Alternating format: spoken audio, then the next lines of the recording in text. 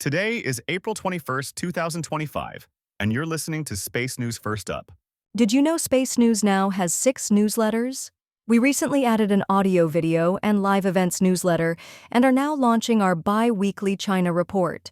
To sign up, visit spacenews.com/newsletters. Here are today's top headlines in space.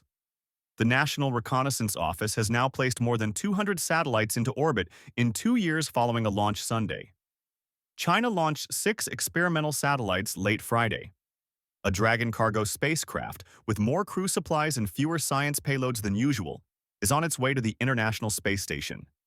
And a Soyuz spacecraft returned a NASA astronaut and 2 Roscosmos astronauts from the ISS Saturday night. First Up is produced by Space News, the industry standard for professional space journalism. Visit spacenews.com for breaking news, policy updates, and original analysis. We begin today with news that the National Reconnaissance Office has now placed more than 200 satellites into orbit in 2 years following a launch Sunday. A Falcon 9 lifted off at 8:29 a.m.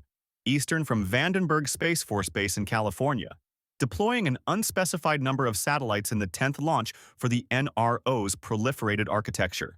The NRO said in a statement after the launch, it has now placed more than 200 satellites into orbit in the last 2 years, creating the largest and most capable government constellation on orbit. Sunday's launch was the first mission awarded by the U.S. Space Force under the National Security Space Launch NSSL Phase 3 Lane 1 program under a task order awarded in October. China launched 6 experimental satellites late Friday. A Long March 6A rocket lifted off at 6:51 p.m. Eastern from the Taiyuan Satellite Launch Center and placed the Xi'an 2701-06 satellites into polar orbits. China provided no information about the satellites, other than that they will be used for space environment detection and related technical tests. This general description is typical of the Xi'an series, which is considered by some Western analysts to be used for piloting new technologies. A Dragon cargo spacecraft, with more crew supplies and fewer science payloads than usual, is on its way to the International Space Station. A Falcon 9 lifted off from the Kennedy Space Center at 4:15 a.m. Eastern this morning, putting the SPX-32 Dragon spacecraft into orbit. The Dragon is carrying more crew supplies like food and less science than previous Dragon missions because of the cancellation of a Cygnus cargo mission that was set to launch in June, after that spacecraft was damaged in transit to the launch site. More than a dozen science investigations that were to launch on SPX-32 were bumped from the flight. NASA said at a pre-launch briefing Friday that the mission ensures there will be sufficient supplies on the station and noted several other cargo missions will be launched to the ISS in the late summer and fall. CBC reports that a Soyuz spacecraft returned a NASA astronaut and 2 Roscosmos astronauts from the ISS Saturday night. The Soyuz MS-26 spacecraft undocked from the ISS at 5:57 p.m. Eastern and landed in Kazakhstan at 9:20 p.m. Eastern, returning NASA's Don Pettit and Roscosmos' Alexei Ovchinin and Ivan Wagner. Pettit did not appear well when removed from the Soyuz, but NASA said he was in good health and in the range of what is expected for him following return to Earth.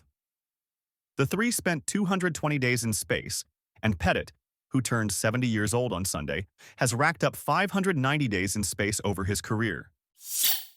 In other news, Chinese startup Infinastro has secured early funding for its plans to develop orbital transfer vehicles. Infinastro, officially Beijing Infinity Aerospace Technology Company Limited, has raised tens of millions of yuan, approximately $3 million to $13 million, in angel round financing.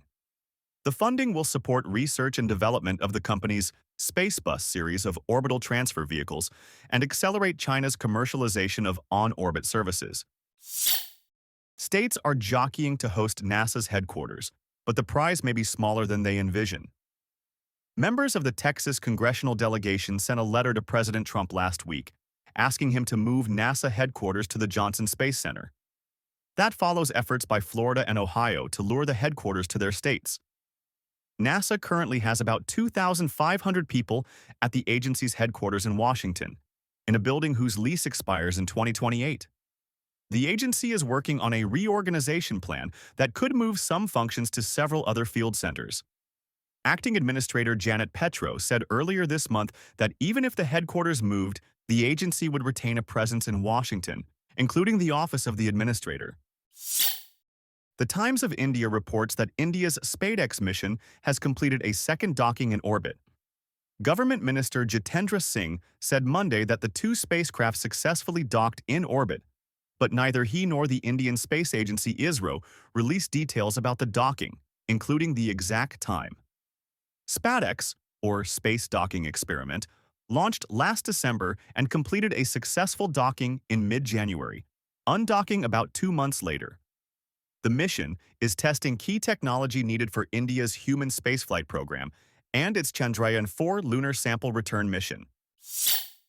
The Indian Express reports that a joint NASA-ISRO Earth science mission is now scheduled to launch in June. ISRO said that the NASA-ISRO Synthetic Aperture Radar, or NISAR mission, is now expected to launch on a GSLV rocket in June. NISAR, which features L and S-band radars for global mapping of land and ice, was to launch last year, but its large deployable antenna had to be shipped back to the United States for modifications. The antenna was returned last fall, and project officials said late last year they expected NISAR to launch in March.